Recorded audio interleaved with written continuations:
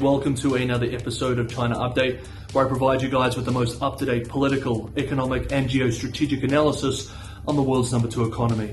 My name is Tony. Let's jump in. Okay, happy Wednesday everybody. Yesterday we discussed the big news that China will stop treating COVID-19 as a Class A infectious disease starting from the 8th of January and remove its almost 3 years long border restrictions on international travels, another major reopening step. Since then we have received a few more details about the policy shift, and we have seen initial reactions from some countries concerned about a possible massive influx of freshly infected Chinese travelers. With the borders loosening, China will also soon drop the restrictions imposed on cargo ports for the first time in more than a year. These are the so-called closed-loop management restrictions, which required frontline workers at ports to stay within a closed loop connecting their work sites and dorms during their 7 to 11-day shifts. In practice, this loosening means that frontline workers at Chinese ports will no longer be required to stay isolated during work shifts. On Tuesday, yesterday, China's immigration authority also announced the resumption of visas for foreign ship crews to enter the country, also ending a more than a year-long ban on foreign sailors. The tight measures had greatly reduced efficiency of port operations across the country, so these relaxations, once China has weathered its initial COVID wave, should give Chinese ports a nice boost in 2023. Meanwhile, within minutes of the border opening announcement on Monday evening, searches for international flights on Chinese online travel platforms surged, showcasing the pent-up demand for international travel among Chinese citizens. According to large Chinese online travel platform QUNAR.com, within 15 minutes of the announcement, searches for international flight tickets increased 7-fold. Another popular platform, Trip.com Group Limited, saw searches up 10-fold within the first half an hour when compared against the same time in 2021. The publicly released data showed a 3-year peak for overseas hotel searches. Airlines have been devastated by the strict restrictions these last few years. According to a recent report by Guoxin Securities, as of December 14th, international flights were only 200 per day for the entire country, less than 8% of pre-pandemic levels. The head of Qunar.com Inc.'s data research department, speaking to domestic Chinese media, expressed that they expect to see the number of inbound and outbound passengers rebound in the short term, and that the overall price of international tickets will fall with the gradual normalization of the supply and demand, adding, however, that it will take some time before prices fall to pre-pandemic levels. According to the travel platform data, the most popular destinations searched by Chinese viewers were Japan, South Korea, and the popular holiday destination of Thailand.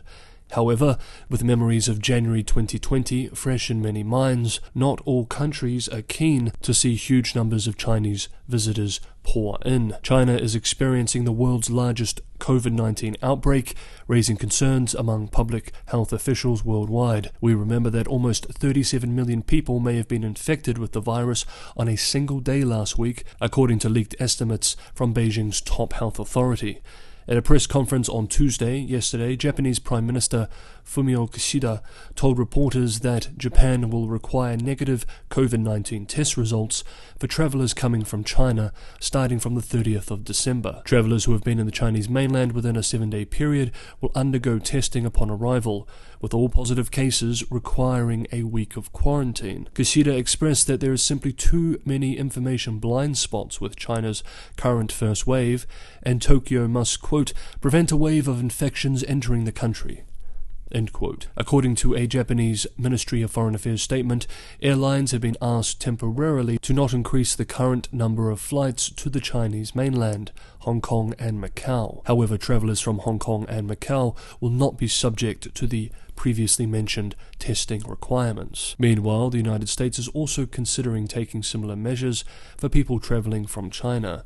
The Wall Street Journal reports, citing sources, that US officials said the government is also concerned about the transparency of data Beijing is reporting about the current outbreak. The outlet writes that US officials said that they were considering new travel precautions based on consultations with public health experts and international partners. They said the talks have been prompted in part by concerns over the lack of gene sequencing data that could help identify the emergence of a new variant.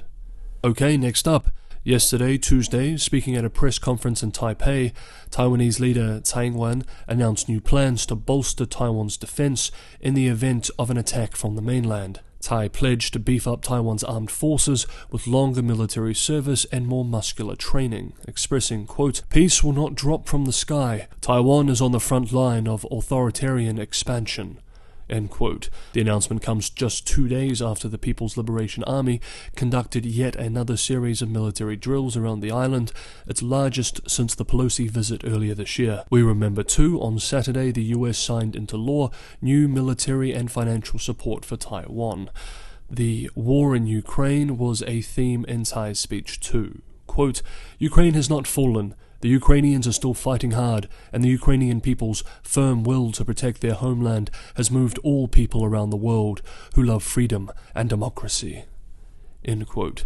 According to the new plan, from 2024, compulsory military service for men in Taiwan will be extended from the current 4 months to 1 year, and conscripts' pay will be quadrupled to bring it in line with minimum wage requirements. In a separate statement the same day, Taiwan's defense minister also pledged to upgrade training to be more rigorous. Its current training program has been criticized by American and Japanese officials as being not fit for purpose. The Vice Minister of National Defense said the new training regime will include Stinger missiles, Javelin anti-tank missiles, and anti-armor rockets. With the new conscription program, conscripts will form a garrison force to protect key infrastructure, while the 200,000-strong professional army will form the main fighting force. In a statement after the Tsai speech, the American Institute in Taiwan, the US's de facto embassy, expressed that the US would, quote, "continue to assist Taiwan in maintaining a sufficient self-defense capacity in line with our commitments under the Taiwan Relations Act and our One China policy." End quote. And finally for today's video, let's quickly cover one important economic update. Hey guys, if you enjoyed the video, don't forget to hit that like button, and if you really enjoyed the video and you're one of the 50% of viewers who are not subscribed, maybe consider subscribing. This is also a big help for the channel, and as always, anyone who can go that extra mile and help me keep this channel sustainable, Patreon and Buy Me a Coffee links are in the description below. This is the best way to help me continue making these episodes for you guys every day. As always, thank you so much, everybody, for the ongoing support. Okay, last up for today's episode, the economy, and let's look at industrial profits.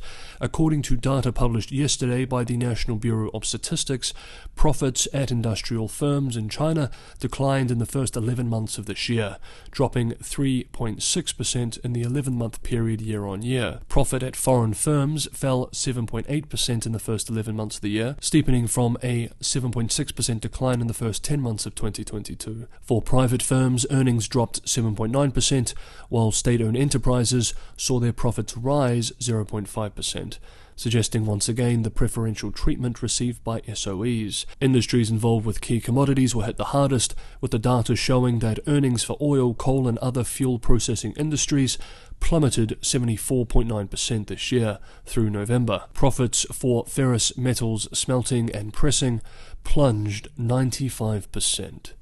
Quote, "Industrial production slowed down and business operation pressure increased in November due to factors such as a resurgence in COVID cases and insufficient demand." End quote. Interestingly, the National Bureau of Statistics did not publish standalone data for the month of November, suggesting that the performance was especially poor. Bloomberg's Hong Kong team, based on its own calculations of the 11-month data, estimates that November's industrial profits dropped 8.9% year-on-year, a painful month indeed. Quote, "The figures provide another sign of the weakness in China's economy in November, when strict movement restrictions were in place to contain COVID outbreaks.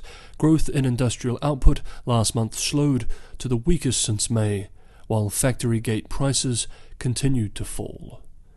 End quote. As we said when we discussed November's GDP data, with all the disruptions China is now facing due to the massive first wave of COVID cases, literally hundreds of millions of cases across the country, putting tremendous strain on China's economic and healthcare system, December's economic performance will likely be even worse. Okay, that is today's episode of China Update. Thank you so much everybody for watching. Have a wonderful day wherever you are. I will see you next time on China Update.